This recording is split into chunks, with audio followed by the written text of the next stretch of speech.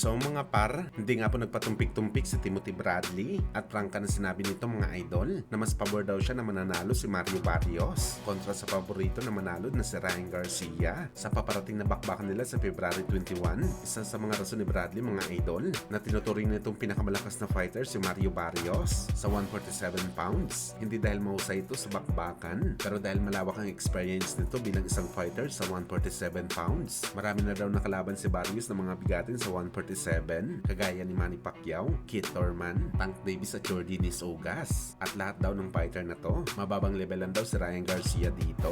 At isa pa sa mga dahilan ni Bradley mga boss, wala daw matibay na panga si Ryan Garcia para saluin ang suntok ni Barrios. Mas mahina pa daw ang panga ni Bagito sa 46 anyos na Pacquiao nang nilabanan nito si Mario Barrios. Kaya daw saluin ng gurang na Pacman ang suntok ni Barrios na hindi natutumba. Pero si Ryan Garcia mga idol, duda talaga si Bradley at isang rason lang daw nakikita ni Bradley para matalo ni Ryan si Barrios. Ito kung makalanding ito ng kaliwa sa body shot. Sa bodega naman daw kasi ang kahinaan ni Barrios. Pero pagdating sa style ng dalawang fighter, panis daw talaga si Bagito.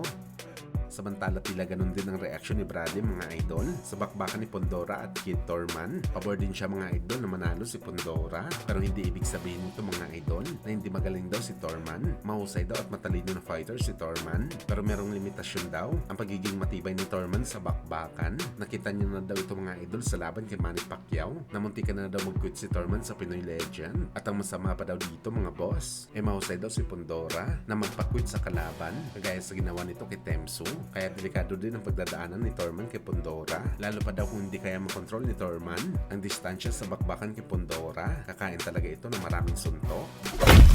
Samantala dahil nga pinulbos ni Brandon Figueroa itong si Nick Bull sa naging bakbakan nila sa UK at naagawan niya ito ng WBA title sa 126 pounds. Kung saan mga idol, marami tuloy ng mga Japanese boxing fans ang natuwa sa pagkapanalo ni Figueroa at alam na natin mga idol kung bakit. Posible kasi maging stepping stone daw ng Japanese monster na Uya Inoue. Itong si Figueroa sa paglaban ni Inoue sa featherweight. Mas okay pa daw kalaban si Figueroa kumpara kay Nick Bull. Base daw sa pinakita ni Nick Bull sa bakbakan, pagkain lang daw ito kung lumaban ito kay Naoya Inoue. Knockout lang daw talaga nga abutin ni Nick Bull kay Inoue. Mas may thrill pa daw kalaban si Figueroa dahil bugbugan ng galawan at matibay sa bakbakan. Well, para sa sariling opinion natin mga boss, tila umaayon talaga kay Inoue ang panahon. Lalong lumalaki ang tsansa nito mga idol na maging ganap na 5 division champion sa bakbakan. Dinakot lang kasi mga idol ni Inoue si Stephen Fulton, ang fighter na 2 beses tinalo si Figueroa. Kaya ina-expect natin mga boss na isa lang ito sa mga regular na kalaban ni Inoue.